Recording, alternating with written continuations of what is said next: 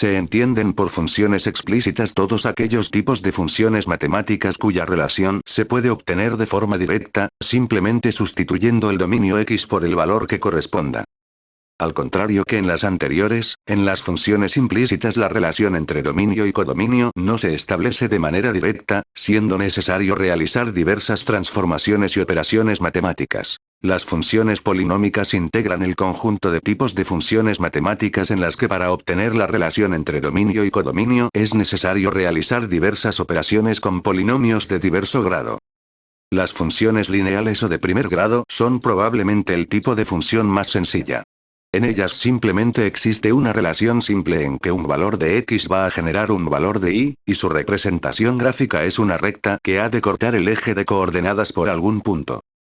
Las funciones cuadráticas o segundo grado son aquellas que introducen un polinomio en que una única variable tiene un comportamiento no lineal a lo largo del tiempo, mejor dicho, en relación con el codominio. Se denominan como funciones racionales al conjunto de funciones en las que el valor de la función se establece a partir de un cociente entre polinomios diferentes de cero. En dichas funciones el dominio incluirá todos los números excepto los que anulen el denominador de la división, los cuales no permitirían obtener un valor y. Reciben el nombre de funciones irracionales el conjunto de funciones en las cuales una función racional aparece introducida dentro de un radical o raíz, que no tiene por qué ser cuadrada, ya que es posible que sea cúbica o con otro exponente. Este tipo de funciones son aquellas en las que el valor de y cambia el comportamiento de la función, existiendo dos intervalos con un comportamiento muy diferente en base al valor del dominio. Tal y como indica su nombre, las funciones exponenciales son el conjunto de funciones que establecen una relación entre dominio y codominio en la que se establece una relación de crecimiento a nivel exponencial, es decir que existe un crecimiento cada vez más acelerado. El logaritmo de cualquier número es aquel exponente el cual será necesario elevar la base empleada con el fin de obtener el número concreto. Así pues las funciones logarítmicas son aquellas en las que estamos empleando como dominio el número que se ha de obtener con una base concreta. Un tipo de función en el que se establece la relación numérica entre los diferentes elementos que configuran un triángulo o una figura geométrica, y concretamente las relaciones que existen entre los ángulos de una figura. Reciben el nombre de funciones inyectivas aquel tipo de relación matemática entre dominio y codominio en el que cada uno de los valores del codominio se vincula únicamente a un valor del dominio. Es decir, x solo va a poder tener un único valor para un valor indeterminado, o bien puede no tener valor, es decir un valor concreto de x puede no tener relación con y.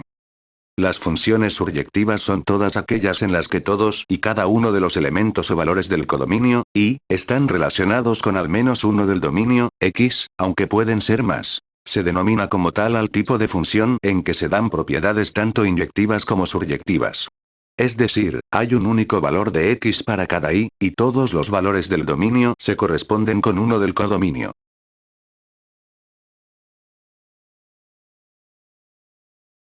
En este caso veremos como ejemplo la función f de x igual a 2x. Haremos una tabla con tres valores, posicionando en un costado la letra x, la variable independiente, y en el otro costado colocaremos la y, la variable dependiente. Usaremos como valores de x los números 1, 3 y 5, los cuales los reemplazaremos en la fórmula de f de x. Reemplazaremos en la fórmula el primer valor que usamos como x, el 1. Colocaremos el valor de la y en la tabla, el 2.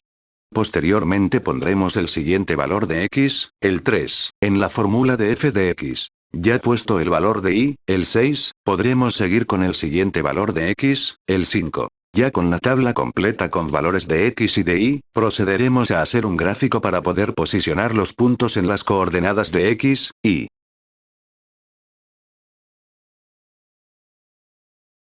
Ya con el gráfico de coordenadas realizado, empezaremos a posicionar los tres puntos que hemos conseguido de x, y. La primera coordenada que colocaremos será la de 1,2. La segunda coordenada nos entrega el valor de 3,6. Para finalizar, pondremos la última coordenada que nos entregan, 5,10. Como último paso, trazaremos una línea para unir los tres puntos, lo que nos dice de que los datos están correctos. Esta línea, además de que corta en el punto 0,0, debe extenderse más allá de los puntos, puesto que es una línea infinita.